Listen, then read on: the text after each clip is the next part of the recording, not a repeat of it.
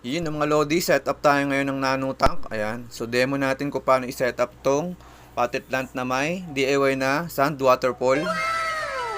Ayan mga Lodi. So start na tayo. Ito yung tank na gagawin natin. Ayan, sa setup natin, custom tank. Mga Lodi, 2.5 naka black background. Ayan.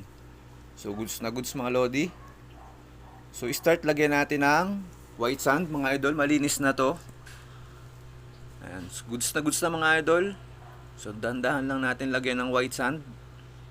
Napaka low maintenance. Ayan. Diyan na din tayo kukuha ng lalagay natin sa sand waterfall. Ayan mga idol, malinis yan.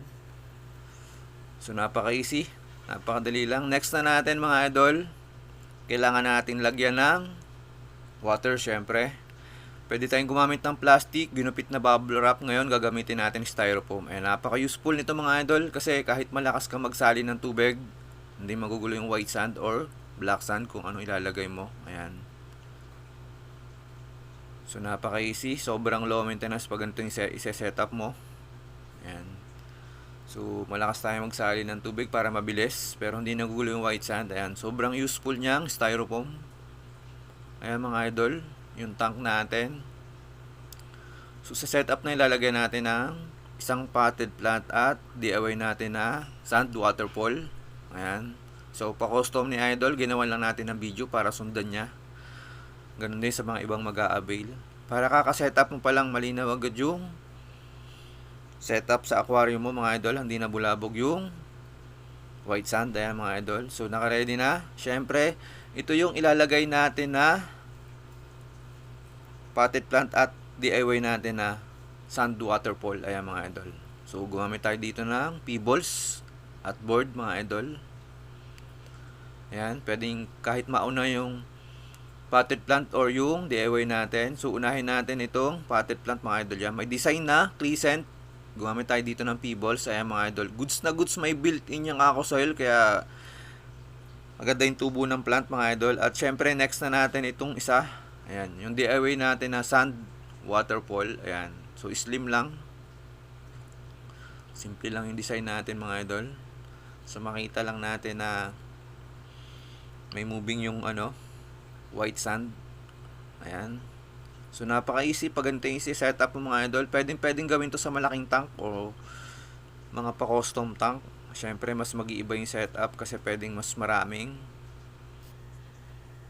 potted plant. So ang gagamitin lang natin dito mga idol, yung pinakamaliit na air pump. Ayan.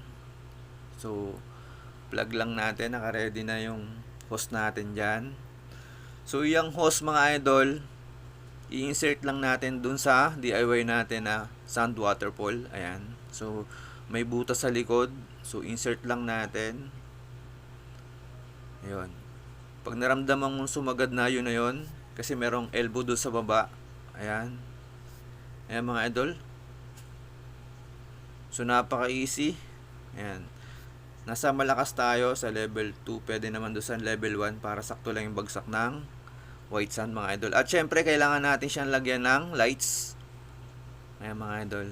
So ganun yung pag-maintain sa potted plant natin. Kailangan natin siya tapatan ng lights kahit mga 6 or 8 hours, goods na. Ayan mga idol. So napaka-easy, sobrang low maintenance. Ayan. So goods na goods sa gapi, beta o iba pang nano fish. Ayan. Ito yung setup natin. Ayan, pwede pa nating dagdagan ng konting tubig. Ayan. So ito yung order ni idol. Ayan, may demo na siya kung paano gagawin pagdating sa kanya. Ayan, napaka-easy, sobrang low maintenance. So pag ganito yung setup mo, hindi ka mahirapan maglinis ng tank. At pag setup, syempre ilalapag mo lang sa tank. At ganun din, hindi ka mahirapan maglinis ng tank kasi nga isang angatan lang yung plant natin. Ayan mga idol.